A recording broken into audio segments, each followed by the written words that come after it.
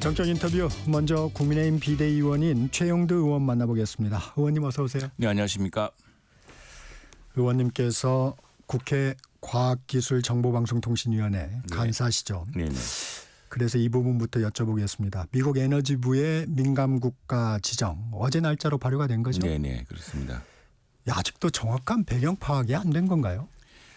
제가 이제 워싱턴 특파원을 한 3년 반을 했습니다. 네. 그리고 또 국회에서 한미 의원회의에 가장 적극적인 사람이고 또 실제로 뭐 미국 의원들 중에 네네. 친구들도 있고 해서 다녀봅니다만 미국은 철저한 매뉴얼 사회입니다.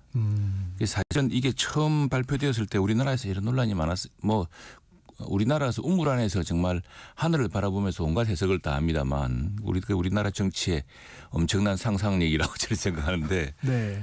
근데 사실은 미국 매뉴얼 국가이기 때문에 지난번에 에너지부에서 사실 그때 발표를 했습니다. 네. 방문했던 연구원이 USB에 뭘 담아가다가 이제 그게 네, 걸렸기 그때. 때문에 그 최민감 국가 중에 아주 낮은 등급, 최저 등급에 있는데 미국에 가보면은 그 우리도 이제 좀 강화해야겠습니다만 우리나라는 뭐 간첩죄도 허술해가지고 우리나라의 국가 기밀을 뭐 중국 사람이 찍어가도 처벌할 근거가 없는 이런 나라 아닙니까? 그런데 미국은 그 철저합니다. 그래서 미국에서 사실 교포들 이야기 들어보면은 네. 시민권이 된 뒤에라도 미국의 국가 연방 정부라든가 또 아주 뭡니까 첨단 쪽 산업에 일자리를 구하려 그러면은 시큐리티 클리어런스를 받아야 됩니다. 그러니까 신원조회를 다르군요. 다 받아야 돼요. 네. 그러니까 이 사람이 적성 국가와 내통이 없다.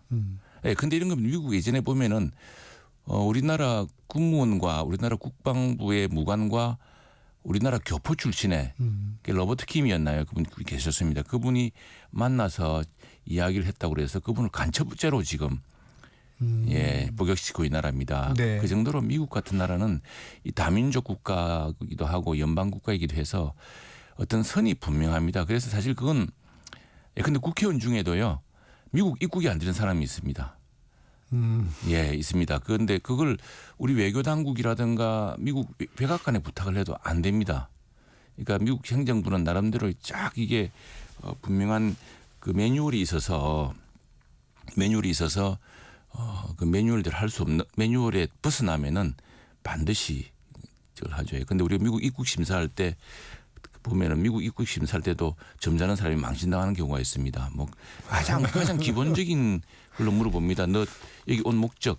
네네. 근데 그 주소를 애매하게 하겠다가 의심받고 억류되고 그런 경우도 있습니다. 그래서 미국이라는 나라가 보면은 아주 허술해 보이지만 저 큰 나라 허술해 보이지만 그 매뉴얼을 지키지 않은 것에 대해서는 굉장히 엄격합니다. 그래서 아마 여기에 대해서는 미국이 트럼프 행정부가 뭐 새로 권력 교체기이기도 했고 또 우리 정부도 우리나라도 지금 탄핵 시기 중에 리더십이 부재한 그런 경우이기도 했지만 그러나 있다 하더라도 이 문제를 풀기에는 좀 시간이 걸렸을 테고 아마도 미국 에너지부의 매뉴얼에 따라서 다시 해제되기를 기다려야 될 것이고 여기에 너무 과도한 의미를 부여해서 이걸로 가지고 지나친 협상을 하려고 하면은 저는 그게 오히려 더 미국 사람들이 의아하고 아닌 말로 괜히 우리 국익을 뭐 또 가지고서 엉뚱하게 자꾸 우리가 저 사람들이 볼 때는 이거 매뉴얼대로 풀릴 문제인데 자꾸 우리가 무슨 그걸 가지고서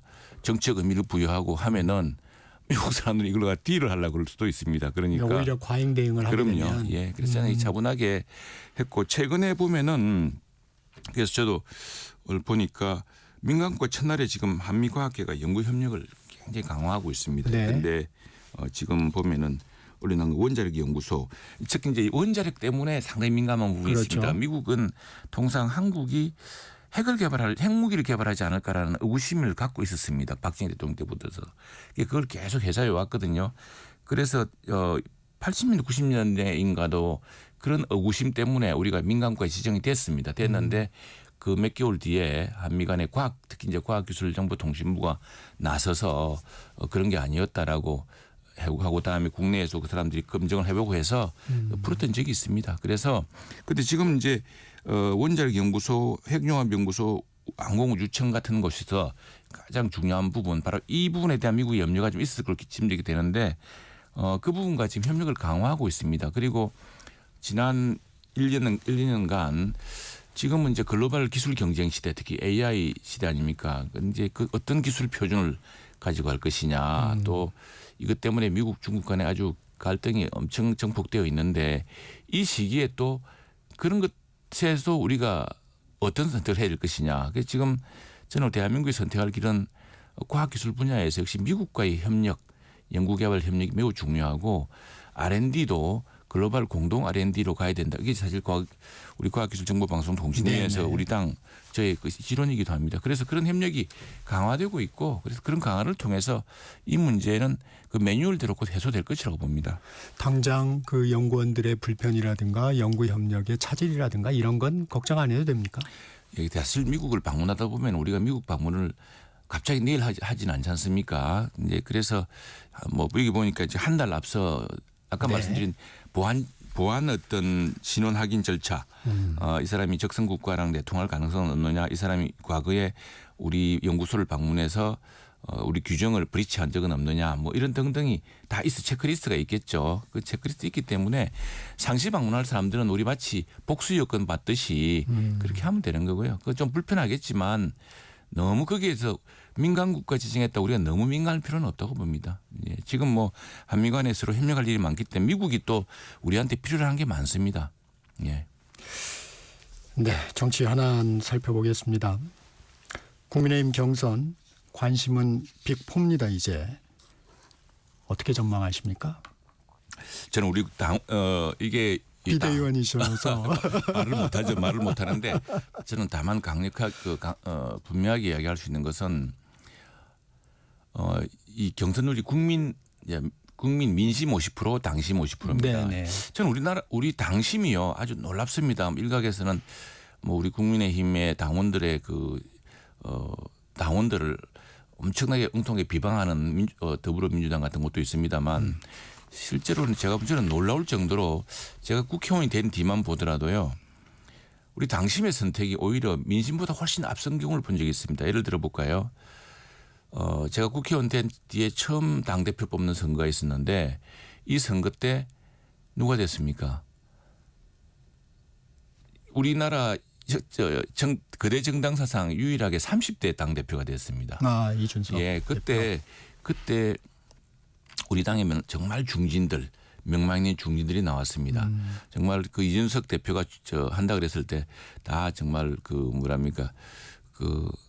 뭐 어린 사람이 한번 도전해 본다 정도로 생각했는데 놀랍게도 이겼습니다. 물론 이제 그때 민심이 좀 많이 주목했지만 당심 역시도 대단했습니다. 그래서 놀랐습니다. 그때 우리 당원들이 국민의힘 당원들이 뭐 경륜과 명망의 우리 중진들을 바라는 것이 아니라 당을 확 한번 갈아엎기를 바라는구나. 두 번째는 언제인 줄 아십니까? 사실은 지난 대선 경선 때도 윤석열 전 대통령이 그때 후보가 됐습니다. 아슬아슬하게 됐습니다. 근데 네, 그때도 민심은 다른 사람이 앞섰어요. 홍준표 후보. 조금 앞섰습니다.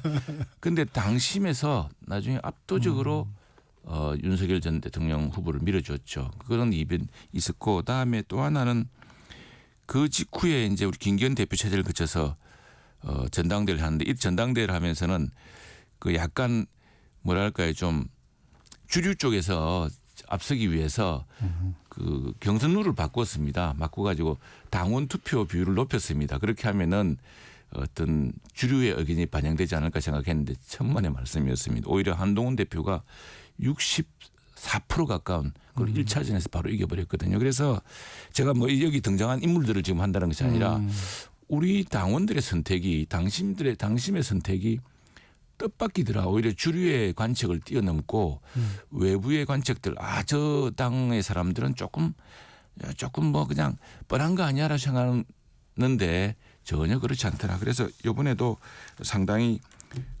그런 당신들이 정말 나라를 지키고 또 당을 새롭게 하고 또 우리나라의 지금 위기상을 또 극복할 만한 후보가 누군지를 정하는데 그런 당심의 지혜가 저는 발휘될 것으로 믿습니다.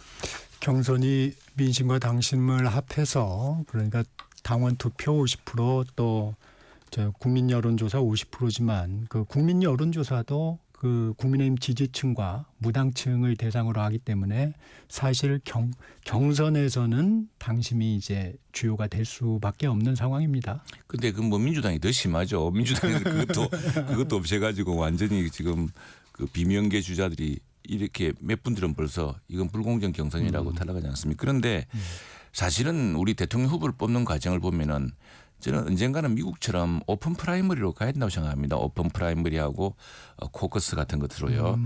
미국 대통령 선거에서 왜 갑자기 오바마 대통령이 될 수 있느냐 그러면은 상원은 2년 했나 이런 사람이 대통령이 됐습니다. 그런데 이제 아이오와라고 하는 한 인구가 50만도 안 되는 작은 주에서부터 정밀하게 보고 거기서 첫 번째 승부가 나고 그다음에 이제 오픈 프라이머리를 어디입니까 뉴햄시 같이 조금 큰 주에서 하고 뭐 계속 큰 주로 옮겨가거든요. 그래서 사실은 굉장히 미국 대선이 다이내믹해집니다. 이게 중요한 점은 두 가지 방식이 있습니다. 작은 주에서는 코커스라고 해서 당원들이 뽑습니다. 그런데 약간 큰 주는 프라이머리를 뽑는데 오픈 네. 프라이머리를 하면은요 역선택을 철저히 방지합니다. 어떻게 하는 줄 아십니까? 오픈 프라이머리는 아무나 가서 내가 미국 시민이면은 이 당 저 당 후보를 내가 고를 수가 있어요. 나 당원이 아니어도. 네. 근데 한 당밖에 못 합니다. 시간도 갖게 한다고 같은 날 하죠. 네네. 근데 우리 보십시오. 우리 같은 경우는 사실은 우리 당 이번의 경우 민주당은 뭐 거의 못 뻔하지 않습니까? 그러면은 사람들이 역선택이 뭐냐면 우리 민주당 의원들도 농담처럼 이야기하지 않습니까? 아 이번에 누가 나오면 땡큐지 그러지 않습니까? 이제 그런 심리로 뽑을 것이라는 걱정이 있는데 그러다 보니까 이게 당 후보를 뽑는 것이고 당 후보는 당원들이 뽑는 게 당연한데 그러나 민심도 반영해야 되고 보는 것이고요.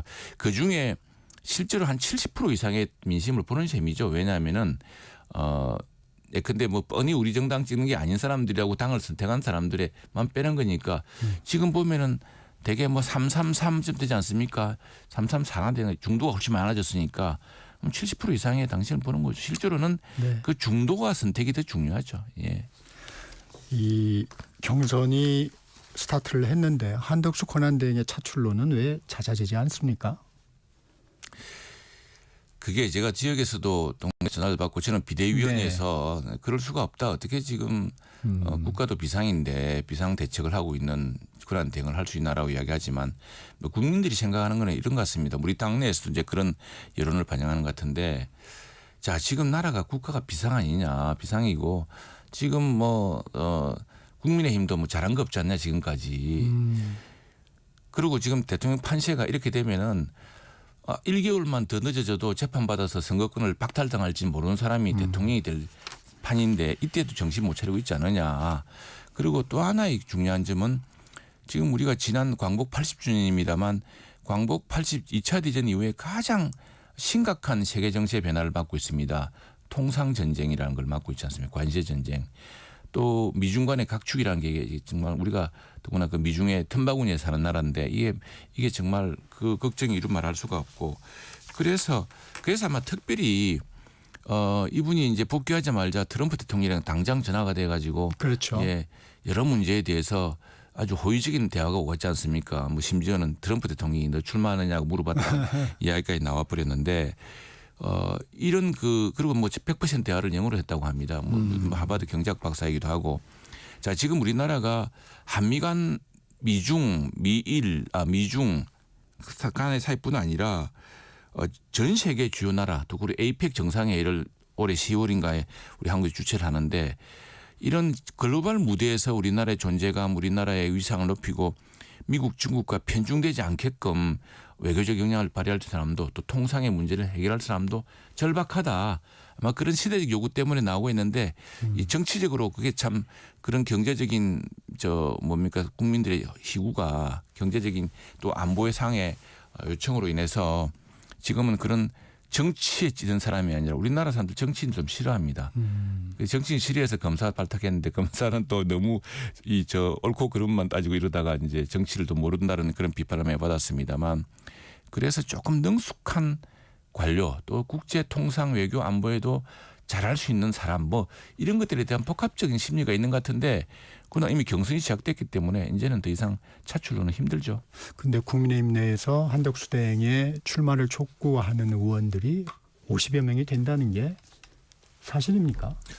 뭐 그 이상일 수도 있고 그럴 것 같습니다. 왜냐하면 그러나 그 이상일 수도 그런데 있고. 그 사람들이 나서지 않은 이유는 지금 우리가 우리 당에 경선을 해야지 어떻게 비상 시국에 나라를 관리하고 있는 그 특권한 대행을 우리 급하다고 마음대로 차출할 수 있느냐. 이제 그게 맞지 않다고 생각하기 때문에 침묵하는 사람들이 거의 대다수라 생각합니다. 아, 그렇습니까? 예, 그리고 또 하나는 경선이 시작됐으면은 이제 우리 이제 곧 사배수로 뽑지 않겠습니까?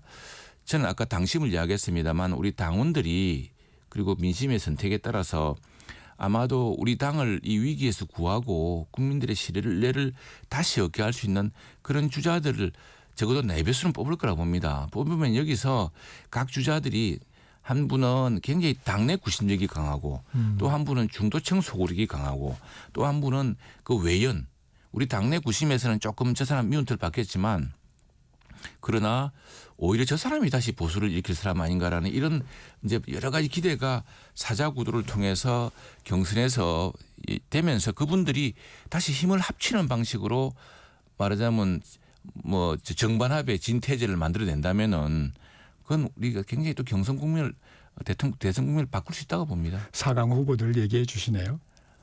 아니 사강분들 다 그 범주에 속하는 분입니다. 구심력이 있는 분, 외연이 강한 분, 또 뭐 저 중도층 소구력이 있는 분, 뭐 그런 분들로 안 되겠습니까? 되게 각각 국민의힘 경선을 통과한 후보가 이제 국민의힘 대선 후보가 확정이 되면 국민의힘 후보를 중심으로 반이재명 빅텐트 이 부분은 필요하다고 보십니까? 근데 그건 이미 지금 우리 유력한 경선 주자들이 다 인터뷰를 통해서 밝히고 있습니다. 그러니까 지금 국민들이 아주 큰 그게 뭐냐면은 대한민국이 최소한 좀 법을 지킨 사람이 대통령 돼야 되는 거 아니냐. 어? 지금 도대체 몇 개의 재판을 주렁주렁 달고 그 재판도 이 윤석열 정부 때 시작된 재판과 수사가 아닙니다.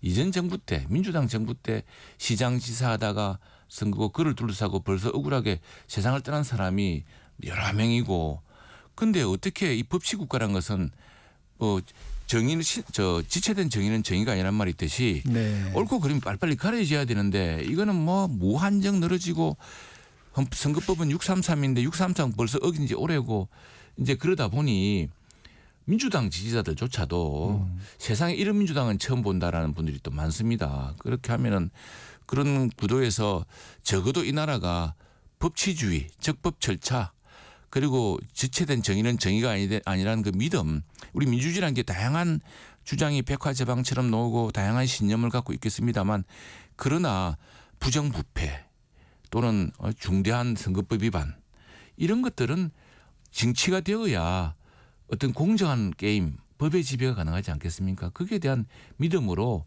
이번 선거를 정말 법치가 지켜지는 나라 이 벌써 몇 개월 뒤였으면서 그 선거 재판이나 뭐나 지연되지 않았으면은 이미 비선거권이 박탈되었을지 모르는 사람이 대통령이 되어서 나중에 지금 네타냐후처럼 그 이스라엘 얼마나 멀쩡한 나라입니까? 그 모사드가 나라를 지키고 아이언돔이 미사일을 적국의 미사일을 지키는 나라입니다. 그 나라가 지도부가 부패 혐의 때문에 여러 가지 궁지에 몰리자 사법부를 급파하고 그걸 피하려고 하다가 모사드의 정보력도 무너지고 아이언돔도 소용없게 돼서 하마스가 침공해서 국민들이 그런 심각한 사태를 막아야 된다는 결의들이 이제 좀 많아질 거라고 봅니다.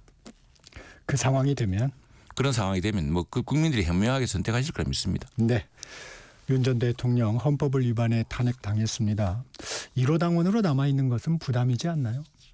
아마 여러 선택을 하시겠죠. 예, 그 부분은. 근데 이 보수는 원래 이렇습니다. 자기가 궁지에 취했다고 보수는 좀 말하자면 참 이렇게 말하면 욕먹을지 모르겠는데 그 뭐 좀 그게 좋은 의리가 돼야 될 텐데 그러나 궁지에 취했다고 우리 딜레마가 이겁니다.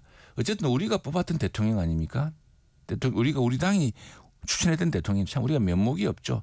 그걸 모두가 각자 우리가 모두가 내 책임이라고 생각하면서 그걸 남의 탓하듯이 당신 이제 우리 대통령 했지만 탄핵 때 쫓겨 이제 나가 뭐 이렇게 이야기랑 보다도 모두가 내 탓이요 하는 생각으로 아마도 막 윤 전 대통령께서도 내 탓이요 하는 심정으로 좀 숙고하셔야 될 것 같고 우리도 모두 다 특히 당 지도부부터 당에 책임 있는 사람부터 내 탓이라는 생각으로부터 시작해야 되지 도덕적 어떤 새로운 반성도 있고 또 새로운 그 생기는 거지.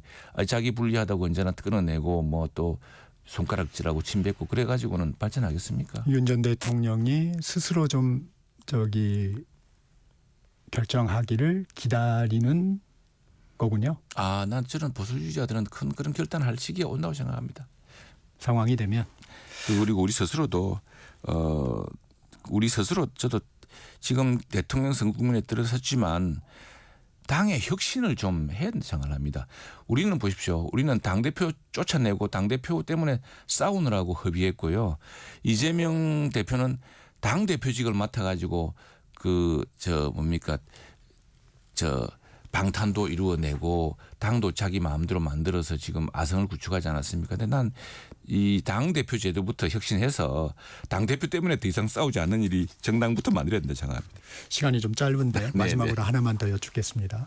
헌재가 한덕수 대행의 헌법재판관 지명에 대해서 효력을 정지했습니다. 네. 어떻게 보십니까? 헌법재판소가 이제 근데 지금 헌법적 결론은 이겁니다. 이게 가처분이거든요. 예, 가처분입니다. 그런데 대통령 권한 대행이 헌법재판관을 지명할 수 있냐에 대해서는 이견이 있을 수 있기 때문에 본안까지 정지한다는 겁니다. 그러니까 아직 그 부분에 대해서 핵심은 판단을 안 했다. 안 했죠. 핵심 판단하지 않았습니다. 예, 그런데 이런 탄핵과 이런 공백을 이런 정치권 공동의 책임이죠. 네, 오늘 여기까지 듣겠습니다. 지금까지 국민의힘 비대위원 최영두 의원이었습니다. 고맙습니다. 감사합니다. 전격시사 1부 마칩니다. 전하는 말씀 듣고 2부로 이어집니다.